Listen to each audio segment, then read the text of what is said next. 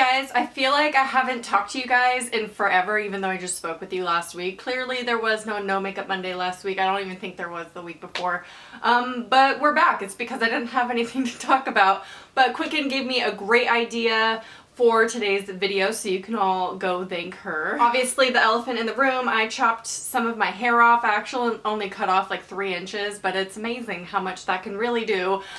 So I have shorter hair now. I really love it. Let me know how you like it. The color that I use is Arctic Fox Sunset Orange, in case you were curious. That is the color of my hairs. Anyway, let's get on with today's video. So Quicken suggested on Twitter that I talk about the effects of social media, and then I asked for your guys' input, just trying to figure out like some more opinions on this topic.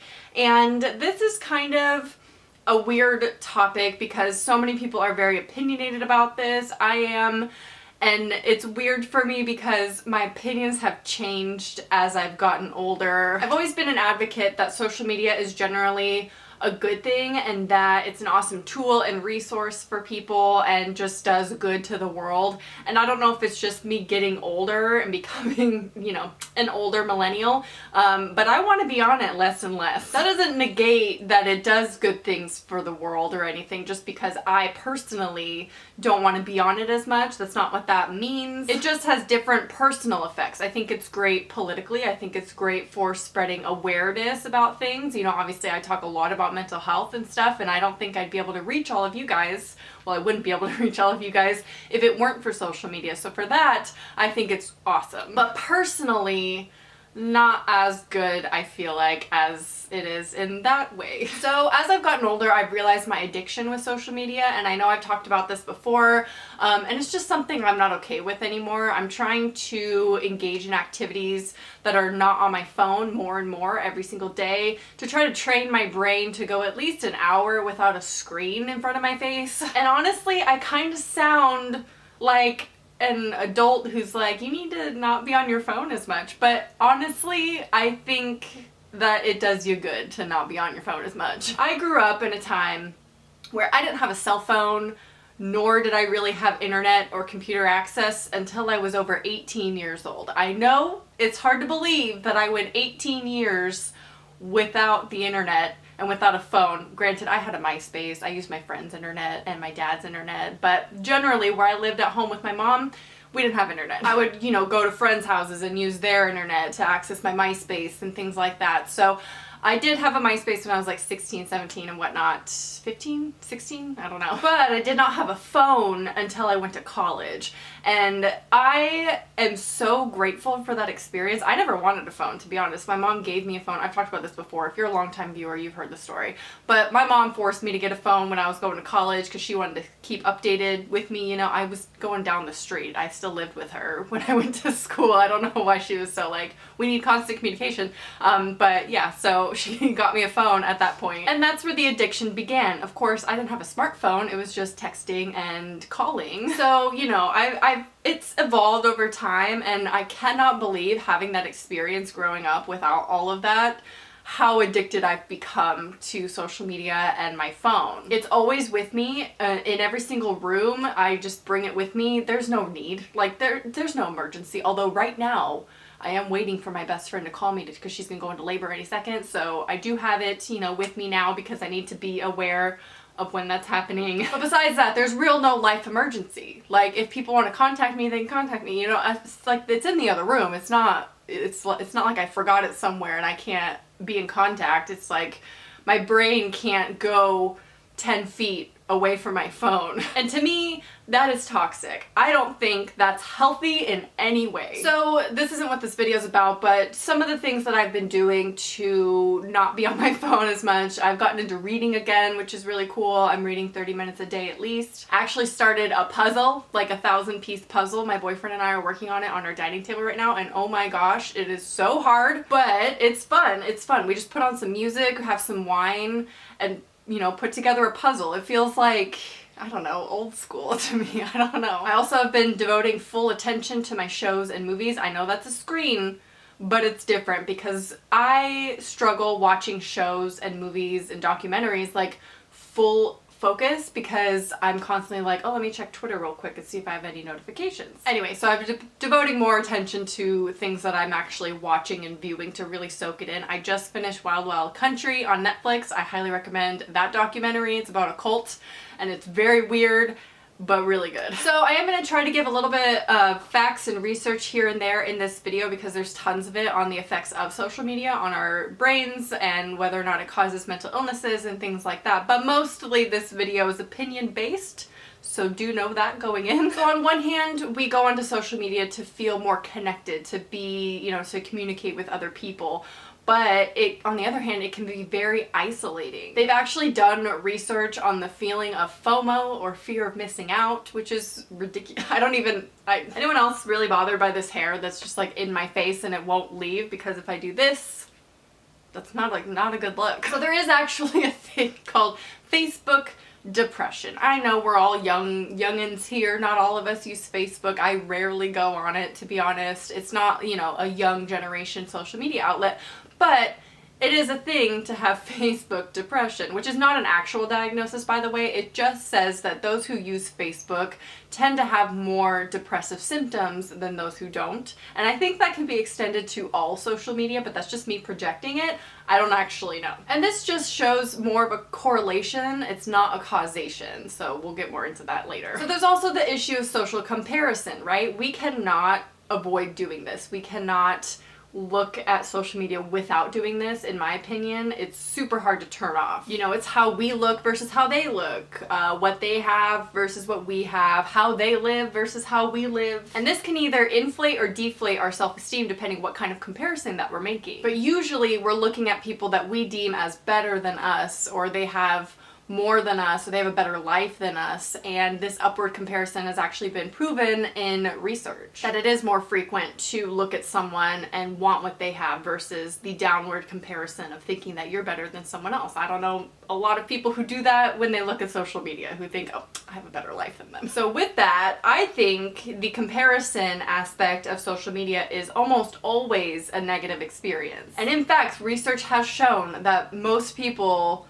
who go on social media tend to think that those other people that they see on social media have better lives than them. And that's not always true, you know? Like, we curate our lives. That's a lyric from one of my favorite songs right now. Go listen to it.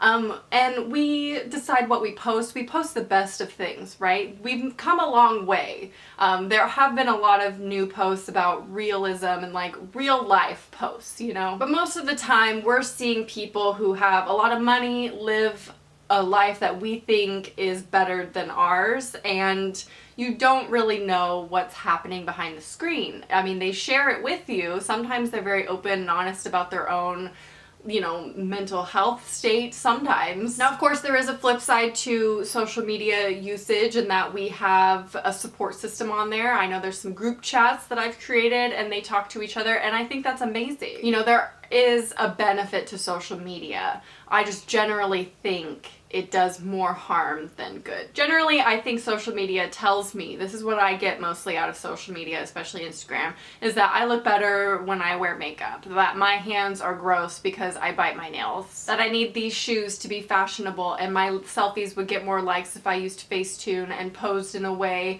that makes me feel like I'm breaking my back, and that I need to travel to be fulfilled in life. Oh, and make sure when you travel that you're still posed in a way that makes you feel like you're breaking your back. Cody Co made a great video about this called Quit Your Job and Travel or something like that. I'll link it because it's hilarious, but that's the kind of thing I'm talking about, the kind of posts I'm talking about. Obviously, share your journeys. If I go international, you bet I'm gonna post about it on social media because I've never been, but you know, it's that kind of thing I'm talking about. Like I said before, I cannot forget about all the progress that we've made on social media. I know there's been a lot of waves of revolutions, if you will. There was that one girl a couple years ago that quit social media. She was super famous, had so many followers, and she like revealed the secrets behind her social media posts and her editing and things like that. More people are posting photos of them without makeup, or it'll be a before and after, and it'll be like natural beauty to full glam kind of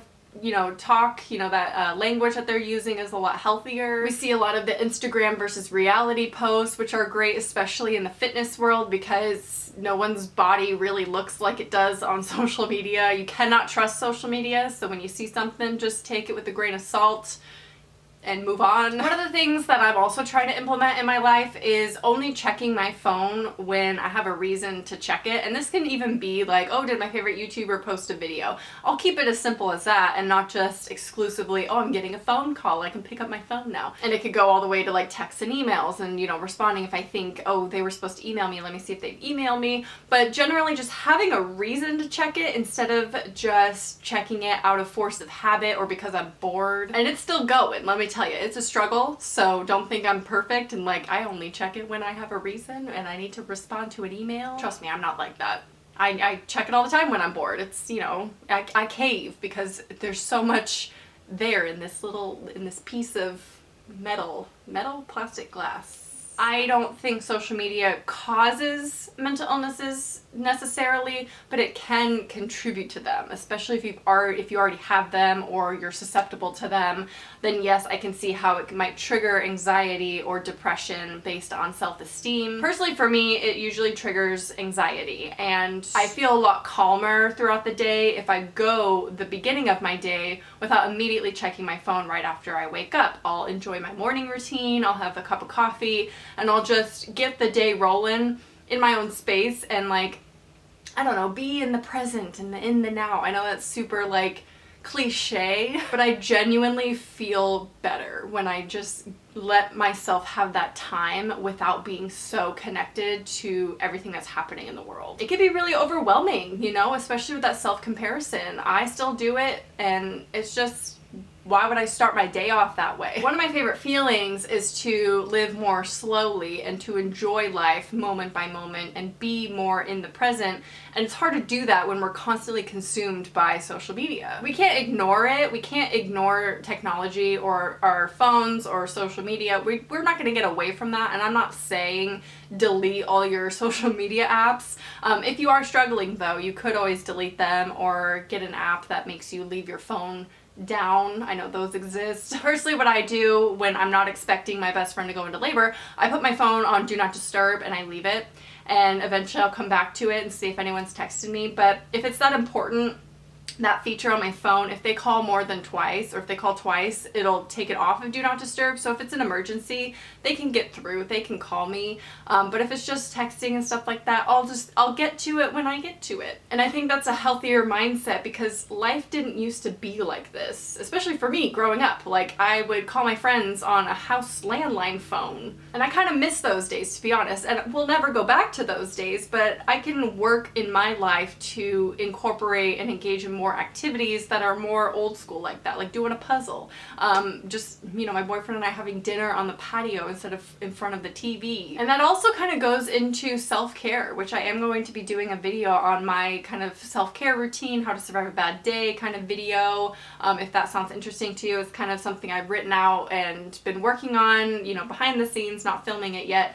But self-care is super, super important. And that's like one of the major things that I've learned in my, you know, 9 months of therapy now. So sometimes not going on your phone and not looking at social media is an act of self-care, especially if you know that it causes negative emotions most of the time. I feel like we all have this obligation to be constantly connected and know what's going on in the world and constantly responding to our messages or our texts and things like that.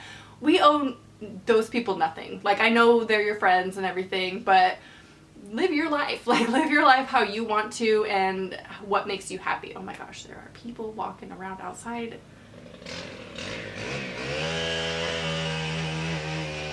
Every Monday I need to learn to film it on Sundays. Well, I was done talking anyway, so I'm just gonna wrap this video up here. Sorry about the noise. At least that was kind of good timing. I'm kind of done here, so you do you, leaf blower man, I don't know. Please share your opinions on this. I know everyone has an opinion out there. I would love to hear it in the comments, whether you think social media is generally good or generally bad, or it's just kind of in the middle. There are definitely, you know, you can't argue that there are good and bad aspects to social media. But you tell me, do you think it can cause mental illnesses? Do you feel like it triggers your mental illness more the more you're on your phone or the more you're on social media. I would just love to hear your experiences down below, and I hope you enjoyed, and I'll talk to you soon. Bye.